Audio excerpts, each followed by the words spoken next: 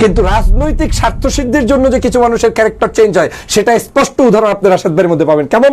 আমি তার সাথে টকশো করেছি এখন থেকে সম্ভবত 2022-এর দিকে হবে, তুরস্কে বসে টকশো করেছি।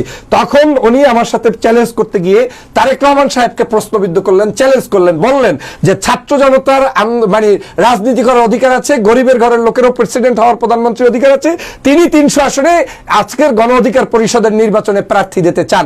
তখন আমি তাকে চ্যালেঞ্জ করে বলেছিলাম 300 আসনে প্রার্থী দেওয়ার যোগ্যতা আপনাদের এই গণ অধিকারের নাই, হয় নাই। তারেক রহমানের নেতৃত্বেই আপনাদেরকে দেশটাকে নতুন করে মুক্ত করতে হবে। তখন যে ডিবেট হয়েছিল, এখনো ফেস দ্য পিপল অথবা ওই যে হাসিনা আক্তারের সেই জায়গায় সার্চ দিলে আপনি পাবেন ওনার সাথে আমার ডিবেটটা।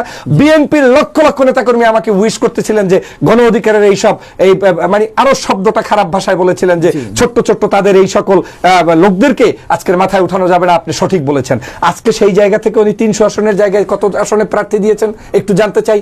উনি আজকের এগ্রিমেন্ট করে দুইজন মাত্র, হ্যাঁ সে জানাবেন, 2 বা 3 ব্যক্তির জন্য উনি বিএনপিতে চলে এসে একটা পার্টির সম্পূর্ণ মহাসচিব থেকে, মহাসচিব লেভেল থেকে হুট করে নির্বাচনের আগে, এবং সেখানে কিন্তু স্পষ্ট আপনি একটু আগে বলেছেন যে রাজনৈতিক আদর্শ পরিবর্তন করা যায়, সেটা ভিন্ন জিনিস। কিন্তু ওনার চেয়ারম্যান যে জনাব নুরুল হক নূর সাহেব, তিনি স্ট্রেট ফরওয়ার্ড বলেছেন যে এটা একটা রাজনৈতিক কৌশলের অংশ হিসাবে, এবং বারবার বলেছেন যে মার্কা যেহেতু ভিন্ন, এখন যেহেতু দাড়িপাল্লা ধানের শীষ এটা হচ্ছে মানুষের কাছে জনপ্রিয় একটা বড় মার্কা, সেই জায়গায় যদি ওনারা ওনাদের ট্রাক মার্কা নিয়ে যায় তাহলে হতে পারবে না। তাই তিনি ওইটাকে নিয়েছেন। যদি তাই হয় যে ওনার স্বার্থে ধানের শীষ নিয়ে ওখানে গিয়েছেন, ওনার স্বার্থে নির্বাচিত হওয়াটা ফরজ, ওনাকে নুরুল হক নূরকে প্রতিষ্ঠিত করার জন্য, গোপন এজেন্ডা বাস্তবায়নের জন্য গুপ্তভাবে তাকে নিয়োগ দিয়ে তার মাধ্যমে নুরুল হক নূরের পারপাস সাফ করা দরকার, এইটাই যদি উদ্দেশ্য হয় বিএনপিতে যোগ দেওয়া, তাহলে তাকে বড় গুপ্ত আপনাকে বলতেই হবে। আর যদি উদ্দেশ্য হয় ভিন্ন, যেমনটা আমি করেছি, আমি নির্বাচনের আগেও যে কথা বলেছি, 5ই আগস্টের আগেও যেভাবে কথা বলেছি, এখনো সেই একই চরিত্রে, একই ঢঙে, একই জায়গায় কথা বলছি।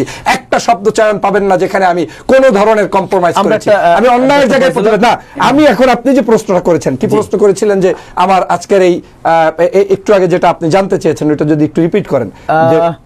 ঠিক আছে, আপনি যেটা বলছেন একটা প্রশ্ন উত্তর দিয়ে ফেলছেন। আরেকটা শব্দ জাস্ট জানতে চাই, সেটাই যে রাজাকার একসময় যেটা আসলে বিরোধী পক্ষকে, স্বাধীনতা বিরোধী রাজাকার যে ট্যাগ মূলত দিয়ে রাজনীতি করত, এখন কি গুপ্তটা একই রাজনীতি করার জন্য আপনি ব্যবহার করছে অস্ত্র হিসেবে? না, এটা হচ্ছে বাংলাদেশের অসুস্থ রাজনীতির একটা বহিঃপ্রকাশ। যেমনটা আপনার বাংলাদেশের এখন মূল সমস্যা কি? আমাদের পেট্রোলের সমস্যা, আমাদের বাজারঘাটের সমস্যা, আমাদের এস্টাবলিশমেন্টের সমস্যা, ছাত্রদের পরীক্ষা, শিক্ষা অঙ্গন সবকিছুর সমস্যা। একটা নতুন রাষ্ট্র যেহেতু দৃষ্টিটাকে অন্যদিকে নেওয়ার জন্য, এবং এই জামাত শিবিরকে আবারও নতুন প্রজন্মের কাছে আবারও সেই শেখ হাসিনার স্টাইলে প্রশ্নবিদ্ধ করার জন্য, যেটার সাথে আমি মোটেও এগ্রি করি না। আমি মনে করি যদি সেটাই হয় তাহলে আপনাকে সবার আগে ডিফাইন করতে হবে যে আপনি গুপ্তর সাথে চলে